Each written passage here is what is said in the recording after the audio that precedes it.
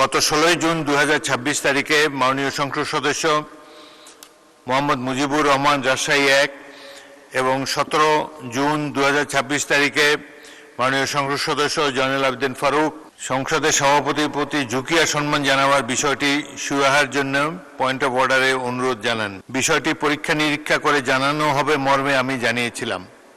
সেই প্রেক্ষিতে আমার পর্যবেক্ষণ ও সিদ্ধান্ত জানাচ্ছি। কার্যপ্রণালী বিধিতে এই সংক্রান্ত বিধি 267 উইদিন ব্র্যাকেট 1 নিম্নরূপ: সংসদের বৈঠক চলাকালে কোনো সদস্য 1 সংসদে প্রবেশ করার বা সংসদ কক্ষ ত্যাগ করার সময় এবং তার আসন গ্রহণ বা ত্যাগ করার সময় সভাপতির প্রতি সম্মান প্রদর্শন করিবেন।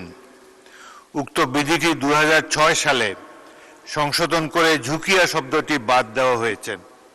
আমি পরীক্ষা করে দেখেছি, অষ্টম সংসদের কার্যপ্রণালী বিধি সম্পর্কিত স্থায়ী কমিটি 20 সেপ্টেম্বর 2026 তারিখে সংসদে একটি রিপোর্ট উপস্থাপন করে। রিপোর্টটি 26 সেপ্টেম্বর 2006 তারিখে সংসদে বিবেচিত ও গৃহীত হয়, যার মধ্যে 267(1) বিধির উক্ত সংশোধনীটি অন্তর্ভুক্ত ছিল।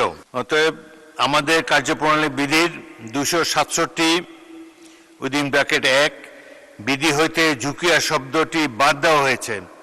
সেহেতু মাননীয় সদস্যবৃন্দ, আপনারা জাতীয় সংসদে যার যার ধর্মীয় রীতি অনুযায়ী স্পিকারের চেয়ারের প্রতি বা সভাপতির প্রতি সম্মান জানাবেন।